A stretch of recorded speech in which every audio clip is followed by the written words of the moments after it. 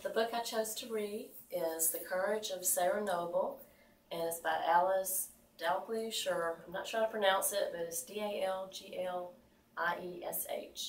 And this is a Newbery Honor book. It is not a new book, but I didn't feel like that mattered because it's one of those books that's timeless in its message. It was written in 1952, and it was published by Athenian Books, which I think is part of Simon and Schuster in New York. But it's a short historical novel and an easy read. It's like 50-something pages.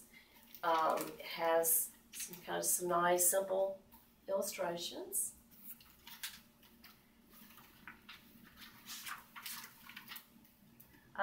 And this is the story of an 8-year-old girl who goes with her father, who's claiming a piece of land in Connecticut back in the early 1700s. So it's this new settlement of New Milford, Connecticut, and she goes with him, and they leave the rest of the family behind in somewhere in Massachusetts. And so they embark on this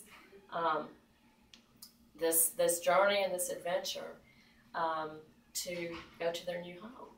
And she helps cook food for herself and her father, and it's very frightening, but throughout she tells herself to keep up her courage, and she keeps saying, keep up your courage, Sarah Noble. And those are the words that her mother told her when they left home. And she left a number of brothers and sisters behind, and her mother had a new baby, and so she didn't feel like she could travel. So only she and her father left, and they finally came to this beautiful piece of land, and I think it was mostly inhabited by the Native Americans. And her father, I think they lived for a little while in a cave or something of the sort. And eventually he built a home, and one of his Indian friends helped him build it.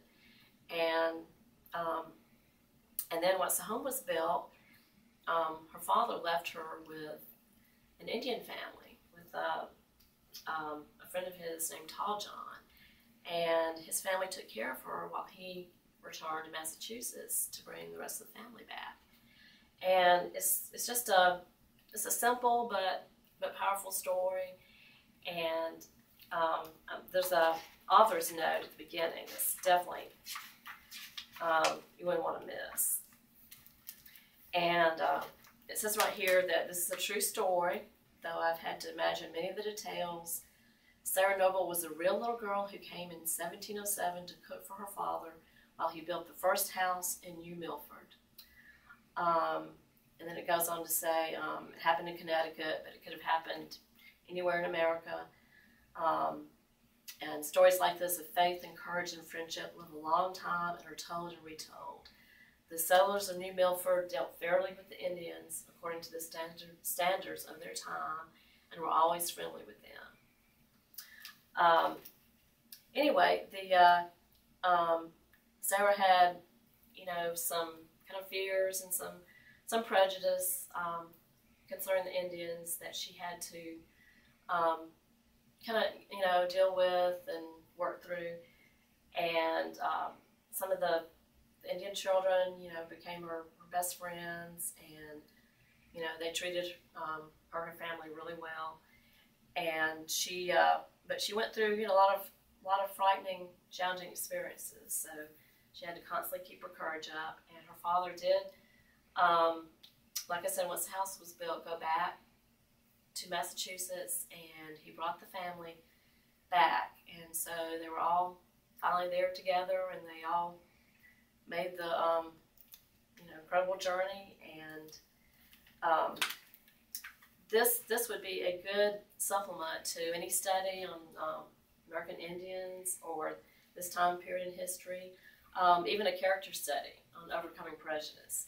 And I can see it as being just a great prelude to when the teacher could read the story before teaching a lesson.